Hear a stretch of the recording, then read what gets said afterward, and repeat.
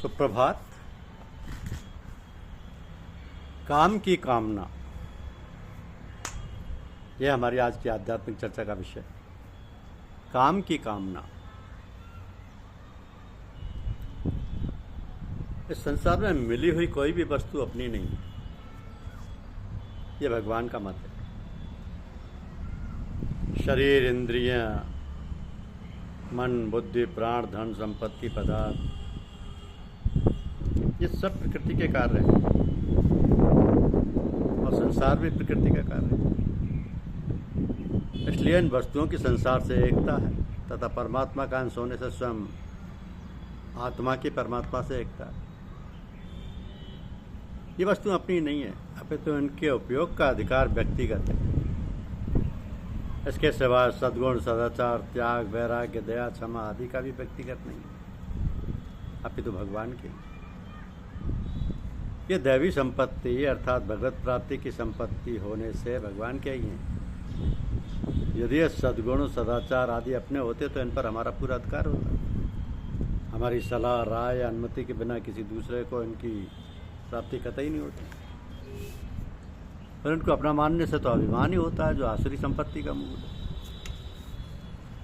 शरीर आदि प्राप्त संसार को ना तो हम अपने साथ लाए थे और ना ही साथ ले जा सकते हैं।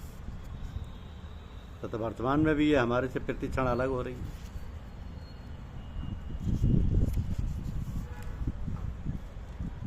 जैसे संसार में सभी स्वार्थी मनुष्य चाहते हैं कि हमें ही सब पदार्थ मिले, हमें ही लाभ हो, ऐसा ही भगवान भी चाहते हैं कि समस्त कर्मों को मेरे ही अर्पण किया जाए, मेरे को ही स्वामी माना जाए। इस प्रकार मानना, तर्क करना, भगवान पर दोषारोपण करना।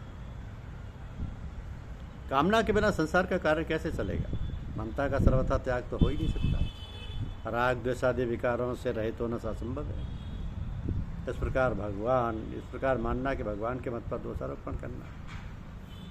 भोग और संग्रह की इच्छा वाले जो मनुष्य शरीर आदि पदार्थों को अपने और अपने लिए मानते हैं और समस्त कर्म अपने लिए ही करते हैं, वे भगवान के मत के अनुसार नहीं चलते। वे भगवान के मत के अनुसार नहीं चलते। तो कैसे चलते हैं और उस पर कैसे नियंत्रण किया जाए, ये भी बहुत महत्वपूर्ण है।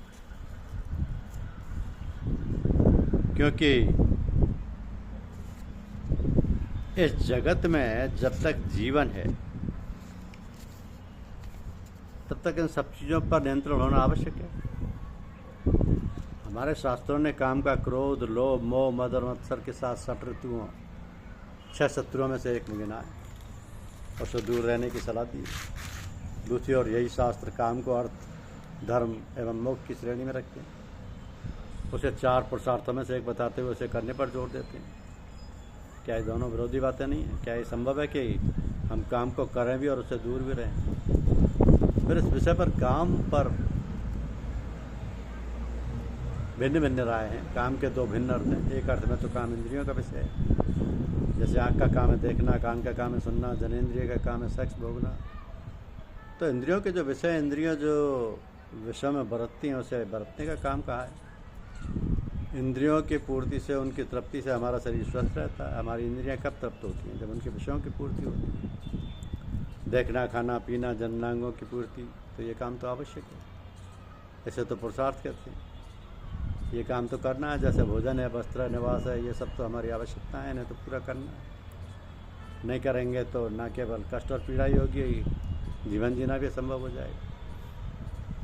तो ये काम तो करना है, ये तो पुरुषार्थों में से एक है। और दूसरा काम है जिसका अर्थ है कामना या इच्छा, इसे नहीं करना, इससे दूर रहना। ऐसे शत्रु बताया गया।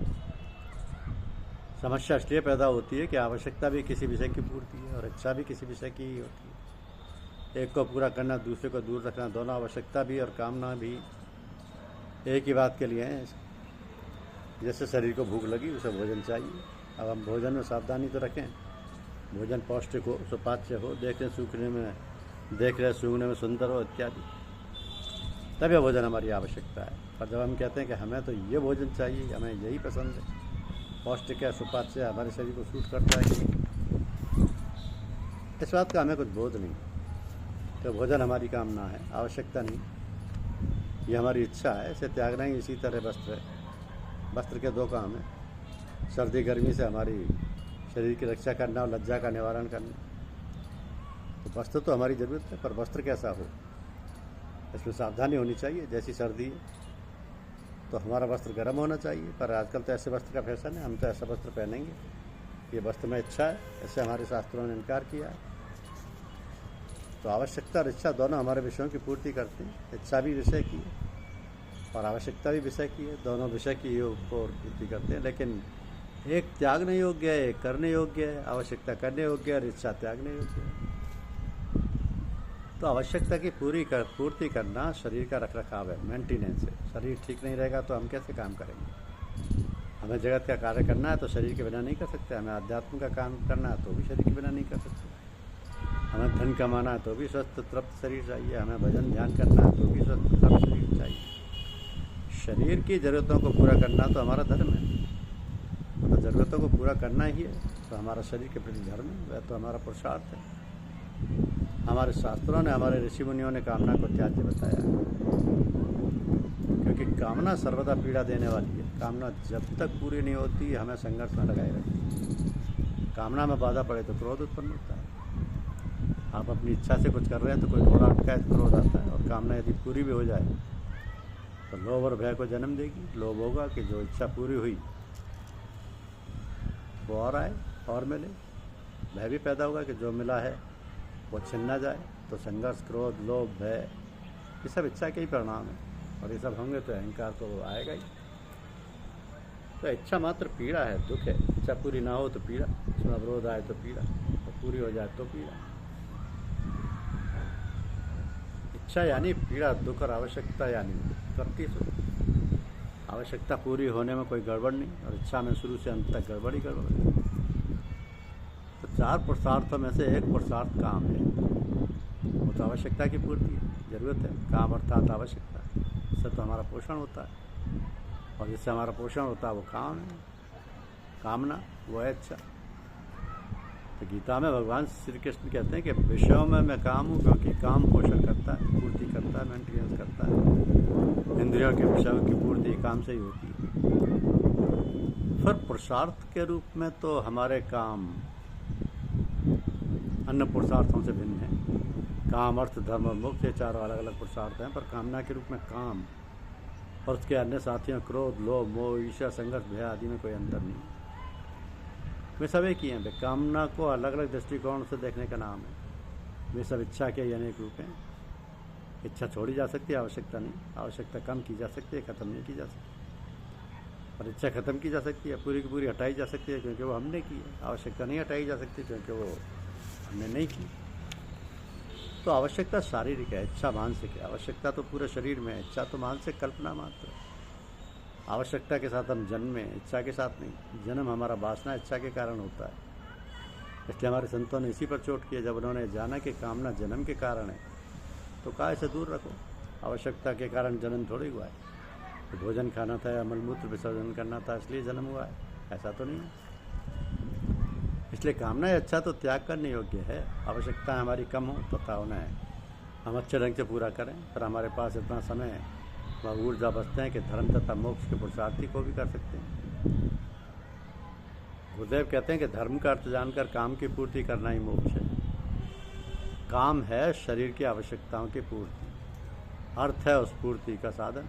धर्म है अन्य मनुष्यों तथा मनुष्यत्व जगत तथा प्राणियों जैसे नदी, पहाड़, पर्यावरण, वृक्ष, पशु, पक्षी, देवता आदि धर्मों के साथ तालमेल से सामंजस्य में रहना तथा मोक्ष या बंधनों से मुक्ति। तो धर्म को जान लिया जिसने, वो अपनी आवश्यकता की पूर्ति धर्मपूर्ण ढंग से ही करेगा, फिर उसे बंधन का, फिर तो वह मुक्त ही होगा। जो धर्म को ना जानकर अपनी कामनाओं को पूरा करते हैं वे ही बंधन में होते हैं। हमने तो युद्ध भी धर्म से किया, कामना से नहीं किया, लोभ से नहीं किया, क्रोध से नहीं किया, किसी का राज्य धन संपदा हड़प करने के लिए नहीं किया, किसी को तंग करने के लिए नहीं किया, प्रतिष्ठा का प्रश्न बनाकर युद्ध नहीं किया। हमारा युद्ध भी धर्म युद्ध था। भगवान कृष्ण तो शांतिदूत बनकर आए थे। उन्होंने तो कहा था पांडवों का राज्य उन्हें वापस कर दो। चलो राज्य नहीं वापस करते तो उन्हें 5 गाँव ही दे दो, 5 भाई उसी से गुजारा कर लेंगे। पर दुर्योधन तो राजी नहीं हुआ, वो तो सुई की नोक के बराबर भी ज़मीन नहीं देगा। और तो लड़ना पांडवों की मजबूरी बन गया, सारे रास्ते दुर्योधन ने बंद कर दिए। तो पहला धर्म शरीर रक्षा, शरीर बचा तो सब काम कर पाएंगे, इसलिए काम सबसे पहले, शरीर धर्म सबसे पहले। जो भी किया जा सकता है ज्ञान विज्ञान धर्म मोक्ष इत्यादि बिना शरीर के संभव नहीं। इसलिए शरीर की आवश्यकता पूर्ति है तो किया गया काम तो आवश्यक है, लेकिन अनिवार्य पुरुषार्थ पर कामना पूर्ति के लिए किया गया काम त्याज्य है, त्यागने योग्य, मनुष्य का शत्रु।